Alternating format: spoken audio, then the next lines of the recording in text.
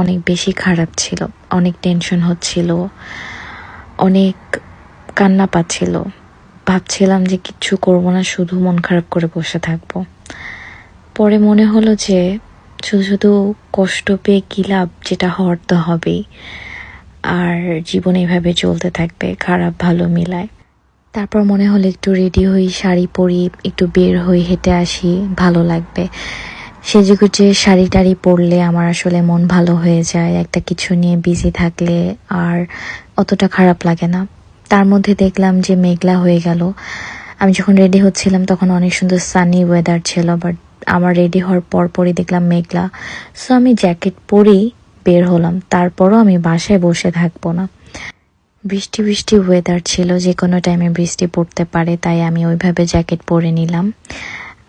শাড়ির ওপরেই হচ্ছে জ্যাকেট, আর চুড়িও পরেছিলাম। তো এই হচ্ছে আমার লুক। আমাকে দেখে কি বোঝা যাচ্ছে যে আমি অনেক বেশি ডিপ্রেস, টেনশনে আছি, কষ্ট পাচ্ছি? একদমই না। আসলে আমরা মানুষকে যেভাবে সোশ্যাল মিডিয়াতে দেখি, আমরা জানি না তাদের ভিতরে কি চলছে কি না চলছে। হাঁটতে হাঁটতে পার্কে চলে আসলাম, এর মধ্যে আমার একটা ইয়াররিং খুলে গেল, পুশটা হারায় ফেললাম। তো এর মধ্যে একটা ইয়াররিং পরে আমি ছবি তুললাম, ভিডিও করলাম। আর আমি না সব ব্যাপারে অনেক বেশি আনলাকি। সব কিছুতে আমার ছোট বড় সব ধরনের প্রবলেম একটা না একটা থাকবেই। যেখানেই যাই, যেভাবেই থাকি, একটু না একটু প্রবলেম হবেই। আমি এরকমই, আমি সত্যি রিয়েলাইজ করে ফেলছি।